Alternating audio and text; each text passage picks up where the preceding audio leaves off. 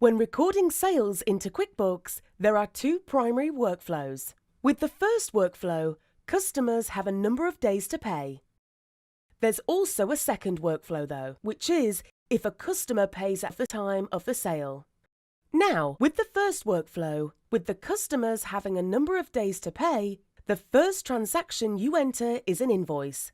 Then later, they give you a payment, and that payment gets applied to the invoice in the form of a received payment transaction. It's something that you need to enter into QuickBooks. If the money goes directly into your bank account, you're done.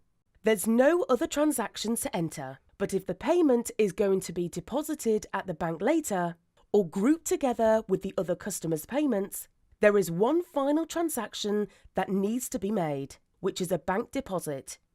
So that is the first workflow if a customer is given a number of days to pay. If, however, a customer pays right away, the first transaction that you need to enter is a sales receipt. A sales receipt tells QuickBooks not only did it make a sale, but you also received money from a customer.